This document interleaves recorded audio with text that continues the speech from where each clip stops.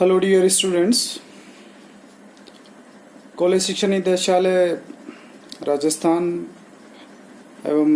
राजकीय स्नातकोत्तर महाविद्यालय दौसा के संयुक्त तत्वावधान में आयोजित इन ऑनलाइन क्लासेस में आप सभी का स्वागत है। जैसा कि विगत की क्लासेस में आपको जानकारी है कि ये विश्व का प्रादेशिक भूगोल पर ये सीरीज संचालित हो रही है और आज की क्लास में मैं आपसे यूरोप के अफवाह तंत्र पर बातचीत करूंगा। यूरोप के अफवाह तंत्र को आपको समझाने का प्रयास करूंगा अध्ययन की दृष्टि से। देखिए, अफवाह तंत्र से तात्पर्य होता है कि किसी विशाल या लघु भौगोलिक क्षेत्र में जो वहाँ की भौगोलिक संरचना से तादात्म्य स्थापित करते हुए जो अफवाह तंत्र का या जल के प्रवाह राशियों का, जल के चैनल्स का जो डिज़ाइन डेवलप होता है उसे हम अफवाह तंत्र कहते हैं। तो ये सामान्य समझाने की दृष्टि में कि जिस भी किसी भौगोलिक संरचना से तादात्म्य स्थापित करते हुए लंबे समय में एक जो जल राशियों का प्रवाह तंत्र विकसित होता है उसे हम अफवाह तंत्र कहते हैं।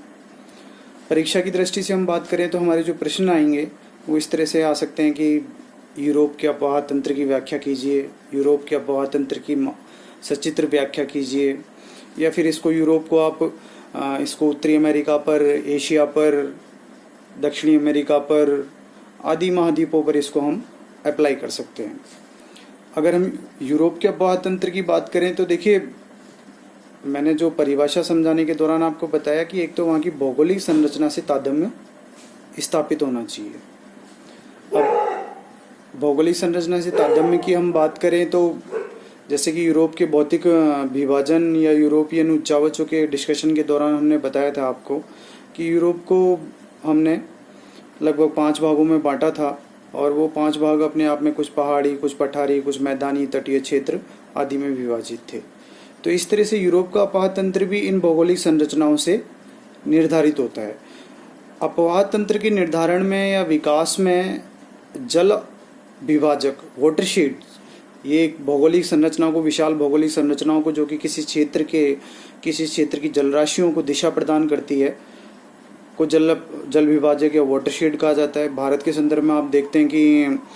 ऊपर हिमालय से लेकर बीच में अरावली श्रृंखला, नीचे पश्चिमी घाट या मध्य भारत की विंध्यन, अजंता आदि की पहाड़ियाँ, श्रृंखलाएँ इस जल विभाजक का निर्धारण करती हैं। राजस्थान के संदर्भ में हमारी अरावली पर्वत श्रृंखला जल विभाजक का कार्य करती है। इसी तरह यूरोप की हम बात करें तो यूरोप में जो दक्षिणी क्षेत्र की पहाड़ियाँ हैं, अल्पाइन पर्वत श्रेणियाँ या अन्य पर्वत श्रेणियाँ, ये एक प्रमुख जल विभाजक का कार्य करती हैं। और इनकी वजह से जो यूरोप का अफवाह तंत्र है उसका कुछ, उसकी जल राशियों का, उसके चैनल्स का, वाटर चैनल्स का कुछ भाग आपके अटलांटिक महासागर की ओर प्रवाहित होता है, कुछ भाग आपका उत्तरी सागर की ओर प्रवाहित होता है, कुछ भाग आपका बाल्टिक सी जो कि उत्तर दिशा में है यूरोप के, और शेष भाग आपके आर्कटिक सी की ओर जाता है। अगर हम यूरोप के दक्षिणी भागों की जलराशियों की बात करें तो इन जलराशियों का प्रभाव आपके भूमध्य सागर की ओर, आपका एड्रियाटिक सी की ओर। पूर्वी भागों की बात करें तो विभिन्न जो वाटर चैनल्स हैं, जो नदियां हैं, मुख्यतः